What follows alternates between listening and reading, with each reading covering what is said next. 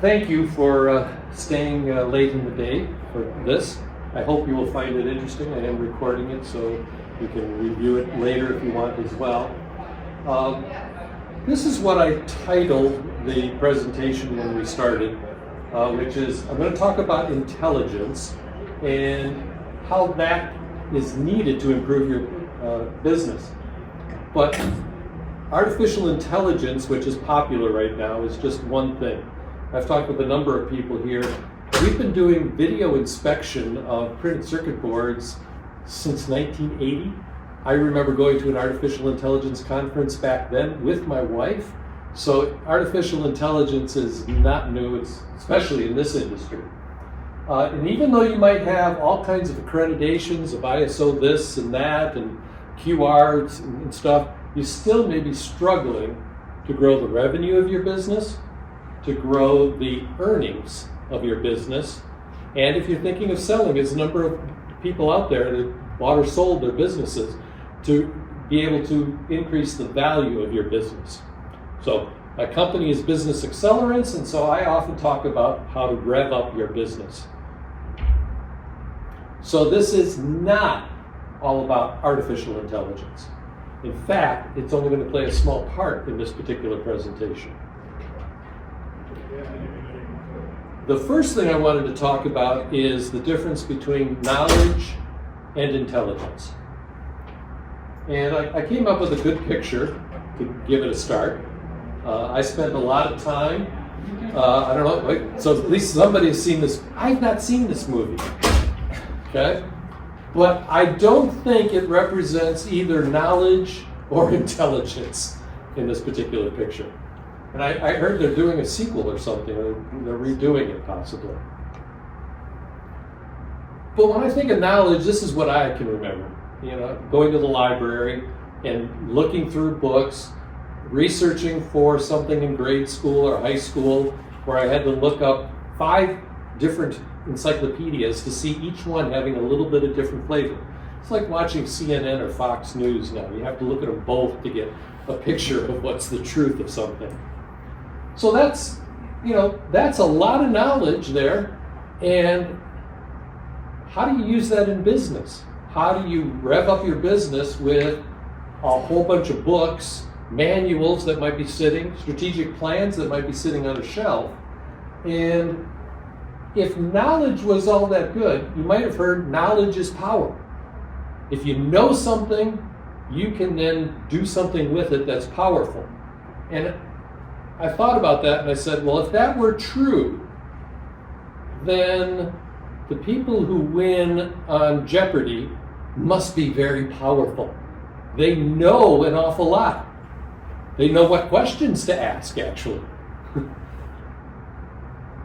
But I don't think any of these people would be considered powerful. They might have won a bit of money along the way, but that's not what we're talking about. And that kind of knowledge is helpful in some parts of our business, but not in everything. So here's another quote that I found, which is, knowledge plus some sort of action is power. So you think about some of the things we do in business with making improvements to the business, making sales calls, selecting the right suppliers that you might need for your business. Those are actions that we are taking based on the knowledge that we have.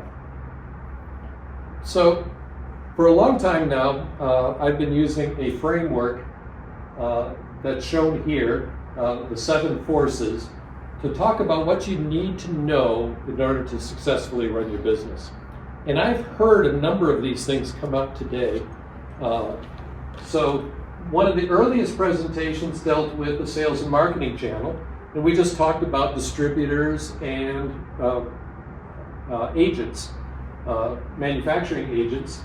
And then we've got customers, which were presented in the first presentation by Jerry Vieira, and how do you find the right customers to begin to innovate your product and get it accepted into the market.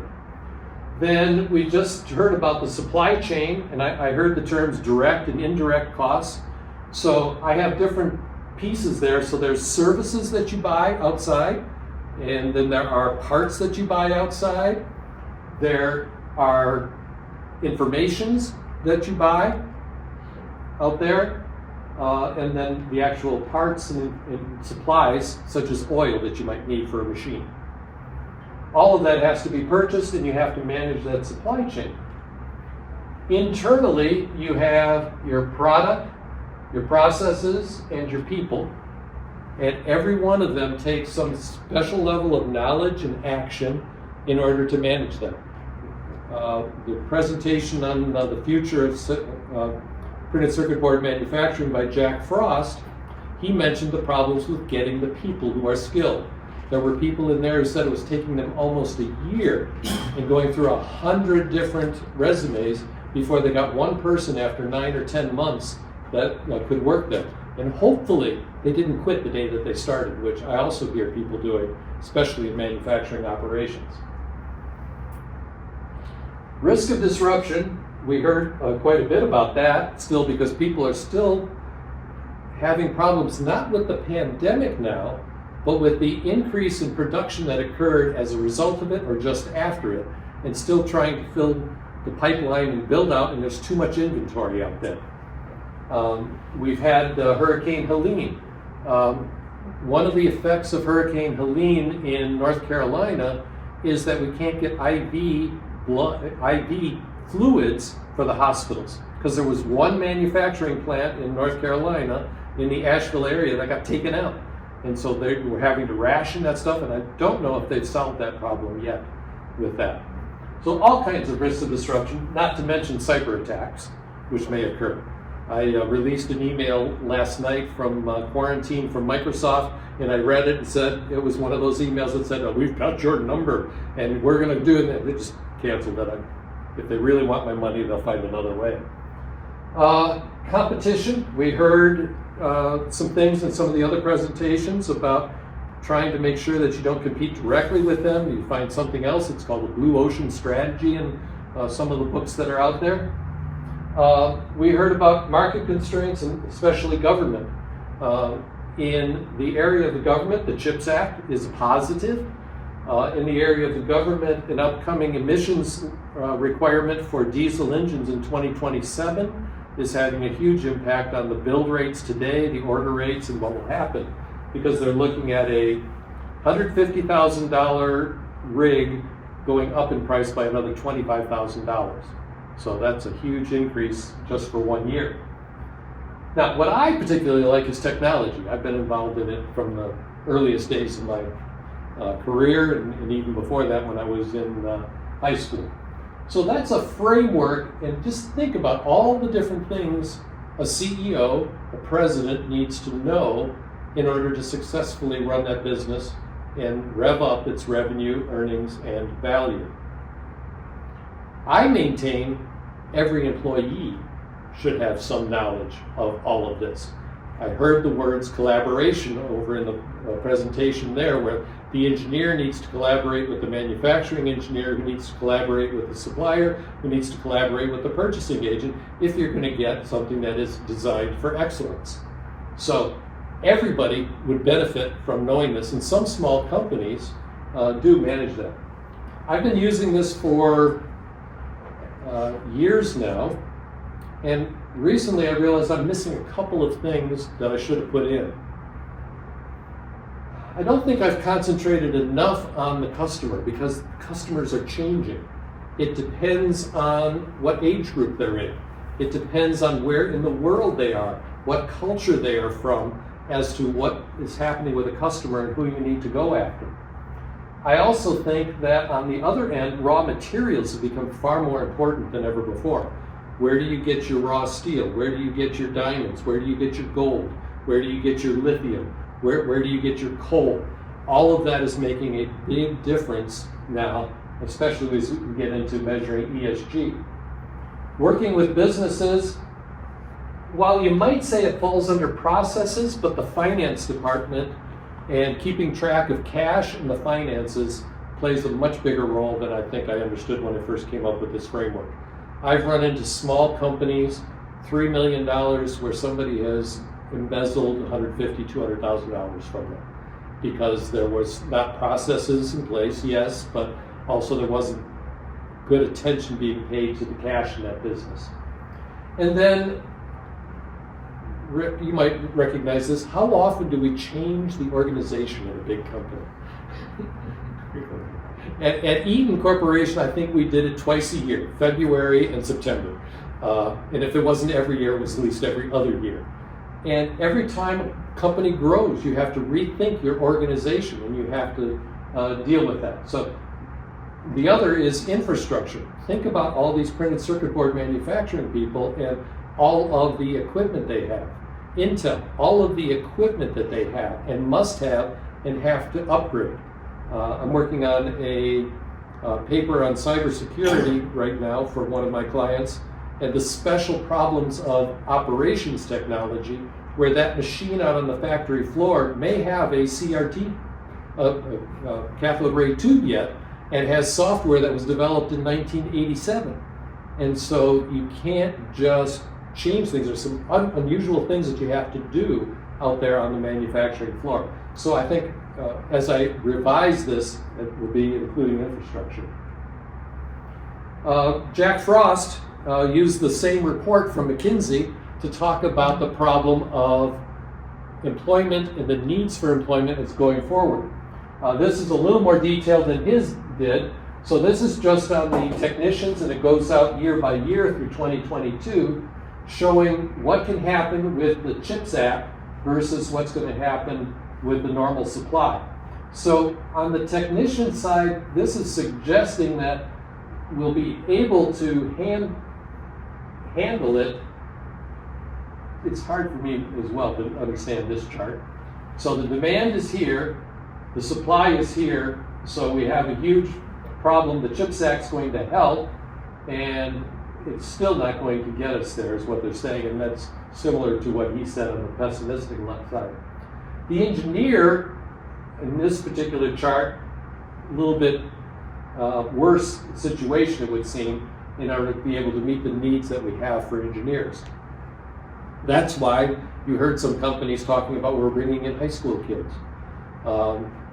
I happen to think that a person who is doing video games, I mean playing video games, actually is a potentially good employee for the tech industry, because they understand software, they understand video, they can do a lot of things versus, in my prior industry of diesel technician, you have the term throw a monkey wrench into the works. How many people understand that phrase? I mean, who even knows what a monkey wrench is? Any idea? There's my point. Okay. Sit right next to the left-handed board strip. I had to use one to fix my faucet recently, and a new drain in it. I'm not going to spend a lot of time on this particular chart, but this McKinsey report goes even further into where do we need the skills, where do we need the intelligence of people, not just their knowledge. Listening to a podcast, hire for culture, train for skills. You'll hear that a lot with companies, that you can't train for all skills, but there could be a lot of commonality among the skills, and you can take somebody with less than perfect skills, and in the right culture, they will thrive and blossom. Whereas you can take somebody with a lot of skills, put them into a bad culture, and they will crap out on you. So here's some of the things they're talking: higher cognitive capability, complex informational processing, critical thinking, optimization and planning, product and user interface design, project management, creativity, entrepreneurship, leadership, things that are not knowledge only based, but I would say are intelligence based. So I said it wasn't about artificial intelligence, so it's really about human intelligence and what kinds of things we can bring to be able to manage our businesses, grow them, increasing the revenue, the earnings, and the value. So how do you measure intelligence? I don't know about you, but I was taught it was IQ, intelligence quotient. I didn't know what my IQ was or is. I always thought it was pretty good. And I looked up, and so, Marissa Mayer from Yahoo and Musk and a bunch of other people, and where does Einstein fit on the list? And, they're all 160 plus. And I even saw one reference suggesting the IQ could go as high as 400. That just didn't fit with me. I know people who are in the Mensa organization and have 160 IQs. Does that make them better in terms of power and action in working in a business? Not necessarily. So I went online and I took a free IQ test. The test was free. Getting the number cost me $20. Okay, not a big deal, but it was a good comeback for them, right? So I got my score, 122. I'm thinking if there were 20 questions. I don't show a picture of it here, but I will in a moment. And I was probably done with 19 of the questions in about 10 of the 20 minutes that I had to answer it. And there was one that just, what the heck are you looking for? I don't understand. And it said that 20 seconds, so I just kept, waiting and waiting until finally I made a decision. I don't think I had the right answer. They don't tell me what were right or what were wrong.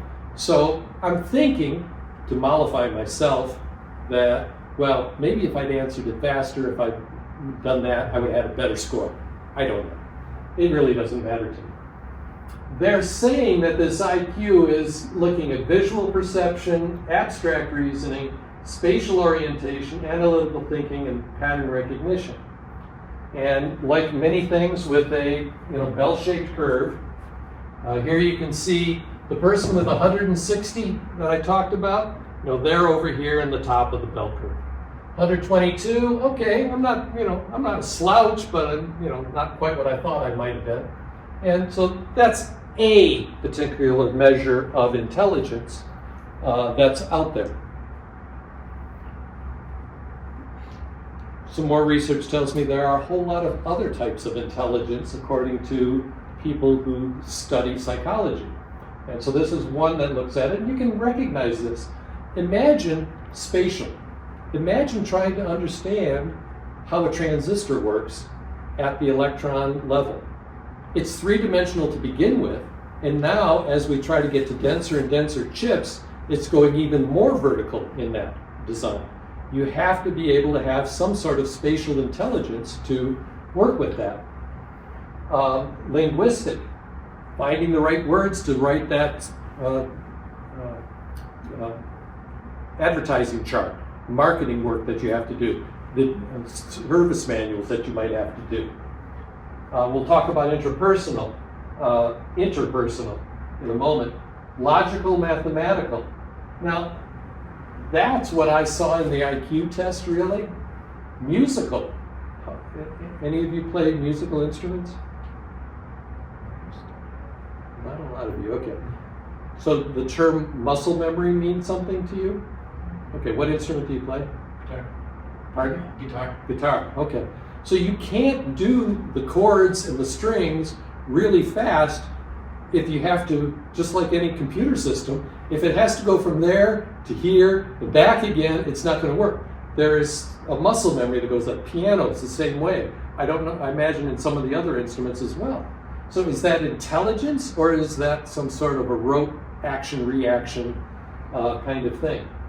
And then naturalist, I sure hope my doctor is good at that particular level of intelligence. So here's the IQ test. I didn't answer any words. All I did was I got charts like this in the bottom left-hand corner here, and I was supposed to choose the right answer on the right from the 6 that are there. What should belong in the little box with the question mark?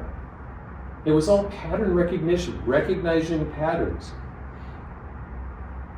I don't think that covers all the kinds of intelligence that I want at work. So it gave me a feel for what good is quote unquote an intelligence quotient if in a sense, is only measuring that and not looking at all of these kinds of intelligences that might be needed in a business. So there are several different systems available online that I found, and all of them are doing the same test. I actually wonder if I recorded, took screenshots of my answers, if I could get better with it. I hope there's some sort of anonymization and changing of it that goes on. So I decided that I would offer my own definition of intelligence. So we had, knowledge plus action equals power, knowledge equals power. I'm saying that you have to take your intelligence and apply it properly using your knowledge, and you want to affect positive change. Now, I said it that way, but if I were a gang leader, you know where I'm going, right? Okay, I could do all that. I could be a great leader of that gang, but I'm not making positive change in the process with that, I would argue. So, I'd like to talk a little further about 7 different types of intelligence, not the ones that the psychologists came up with, but ones that I see applying to that framework and growing our business. So the first is linguistic, then wisdom and experience, emotional, social, creative, organizational, and artificial. A couple months back, I joined a speaking club to get better at speaking, even though I've been doing it for 50 years. And it's amazing when I thought about it, and I'm putting this into the linguistic category. If you're the CEO of a company, think about all the times you have to communicate and what you're going to communicate, how you're going to communicate. So if you're a salesperson in business, largely you are doing persuasion of some sort. Even as an engineer, I was selling projects to management to get them funded so that I could do them. If I'm going to a conference, I will probably find some sort of an inspirational speaker who's going to make me feel good. But the CEO of the company, imagine the CEO at Intel right now, or the CEO at Boeing, what they have to do in order to get their employees to continue working there or get the unions to come back. So they have to inspire. Those manufacturing reps that we heard about in the last presentation there, they're all about educating the engineer as to what needs to be done. The same would be true of the CEO. To some extent, any presentation should have some entertainment factor to it. If you can't get people's attention, if you can't keep them alive, keep them from falling asleep, it's not going to go so well. So I think there's a portion of it that goes with entertainment. Whether you're working for a nonprofit, Boeing right now, who's trying to raise $19 billion in order to keep itself alive, or you are trying to do an IPO or just get some venture capital fund, you are out there fundraising. And the way you talk about your company is going to make a huge difference as to what goes on. I frequently read that people don't leave a company, they leave a boss. And one of the things they want is more than just monetary compensation. It can be as simple as a thank you, some sort of a celebration of some good work that they did. I was on a call this morning at 6, and one of the guys was really big into the Scouts of America, and we were talking about how at every level within Scouting you get a new badge, you reach a new level, and there is a celebration of that. We are really, all about celebration. It's really big in sports this month, with almost every sport having something going on, and every win is a celebration, every play is a celebration. Spiking that ball at the end of the goal line is all about celebrating, and everybody else is celebrating as well at the same time. And then we still have to inform people about what's going on. It could be about the finances of the company. It could be about things that are happening. Wisdom and intelligence.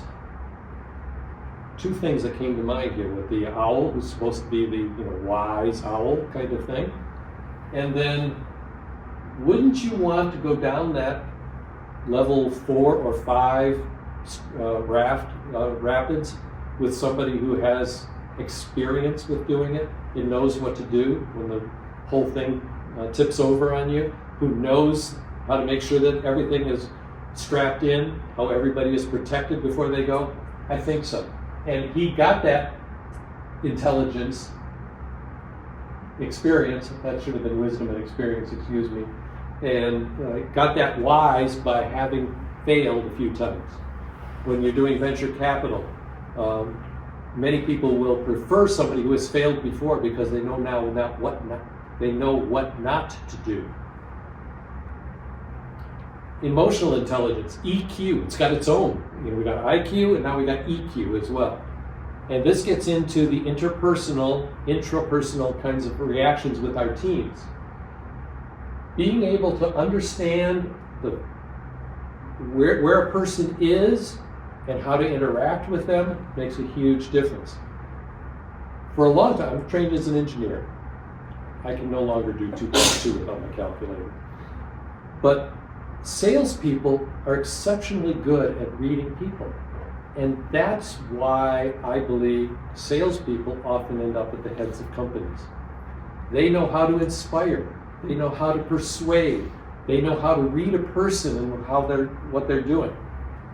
Engineers aren't taught those things. Then there's social intelligence. How do you dress? When you enter a room, do you say hello? Do you shake hands with people? I have a number of people in manufacturing that I've worked with who talk about the first thing they have to do is train their people to be respectful, show up on time, be courteous, do the things that we might have known, but apparently through the generations, something has changed and they don't know how to be social. When you get into a situation like this for networking, if you're a introvert like myself, that's hard, really hard. It's taken me years, decades, to learn how to do this. My secret is ask questions. Then I don't have to talk. I just have to listen. But that's something you need to do, even when you're going out here in the section out there. You can't just walk down the aisle and not do anything. You got to talk to people. When I showed this to my wife, she asked, "What car is that?" I said, I got it off of Pixabay for free. It's probably a artificially generated picture of a car. I don't recognize it either, but I thought it was cool. In our industry, just think of how many different people you want to be creative. Everybody. You want to improve every single process. You want to invent new things. You want to have intellectual property that Laura can help you get for your business. Creativity and that level of intelligence goes everywhere throughout our organizations. You don't want it to be just one group of people. Now, in the truck industry, we did have a design group, really creative in terms of drawing a picture like this, and they did have to have a lot of knowledge about, well, how does this wheel have to do? Those headlights, what are the legal ramifications of those headlights that they have to meet? Talk about collaboration, among the different groups when you're designing something. The creative people, in some ways, have to be constrained in order to get something that is manufacturable, supportable. Organization, we mentioned, how many times do you change an organization? How many times do you work in a company where there are silos of people and they don't have the social skills to communicate with somebody else, to collaborate and find out a way of making a better product? And we keep changing it. The rules keep changing on us in this. My wife is right now big on, I don't understand pronouns, okay? You're not in the world. I'm not going to argue with you. I'm not going to get you heated with that. Then, of course, we do have artificial intelligence in all its flavors. It's been around a long time. It's not new. And these are just a few of the terms that I would associate with artificial intelligence. Machine vision being, for me, one of the oldest, because I was doing machine vision camera inspection of Miller High Life beer bottles, the labels, to make sure that they were printed correctly, aligned correctly, and didn't have any folds on them, and no glue was leaking out.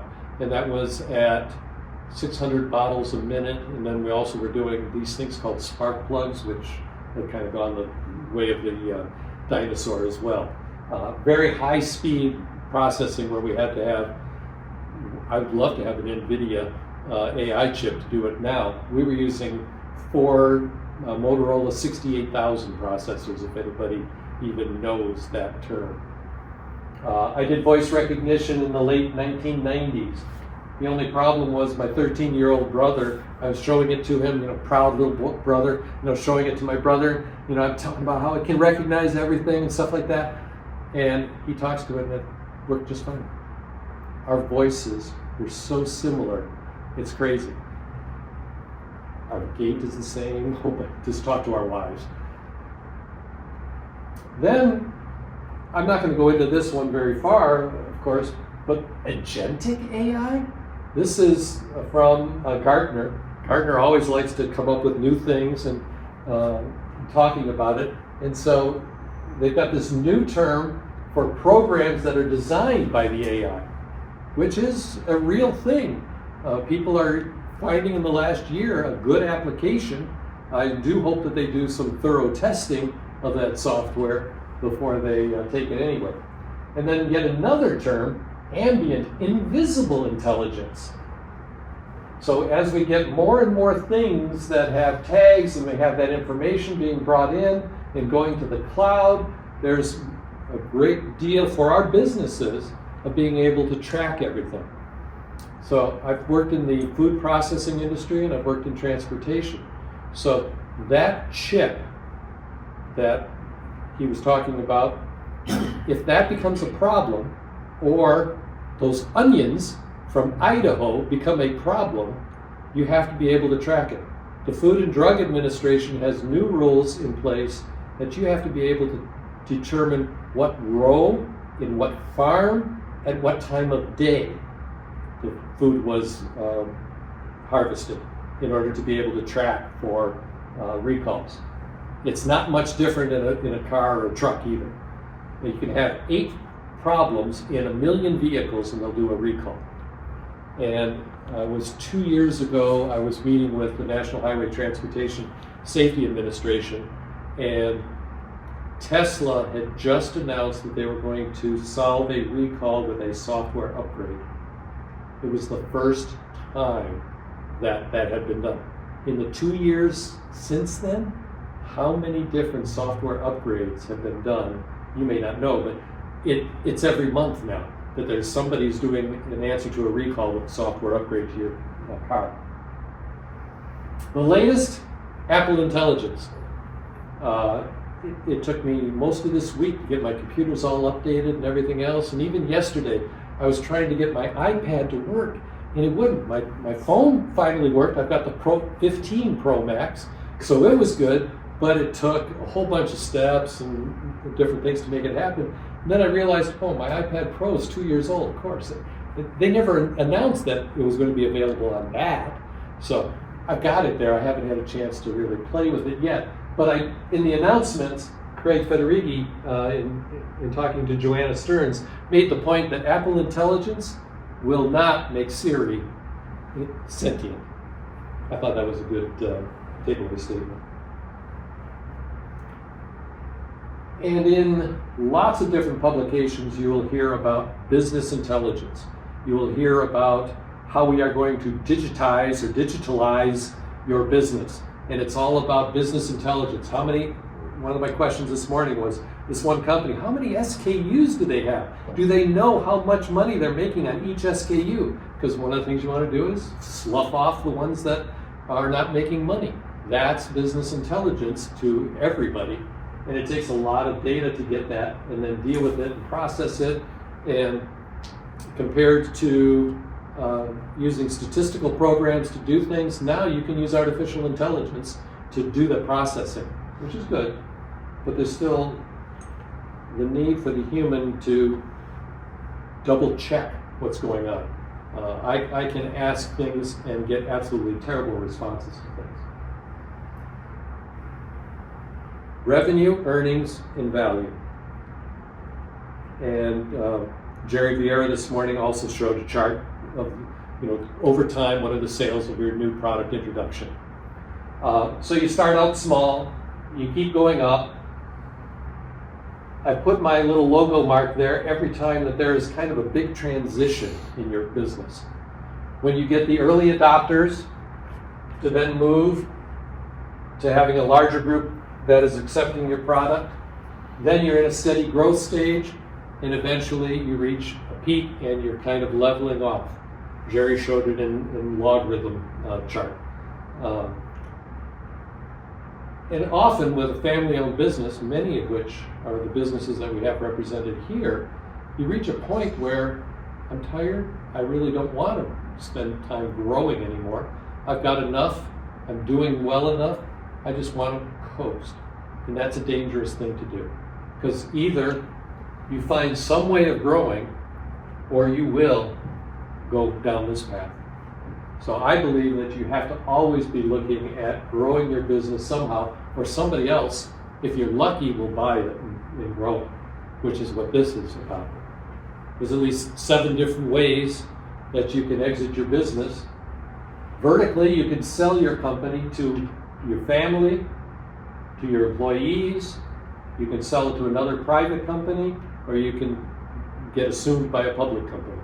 I imagine there's examples out there of every one of these. And then you can die, or you can get so sick that you can't run your business, and then you have a problem exiting the business.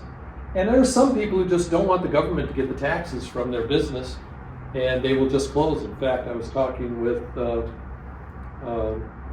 one of the suppliers out there that does machining, and here in the Portland area, we had somebody they just ended up having to close their doors unexpectedly. So it happens even in our industry here.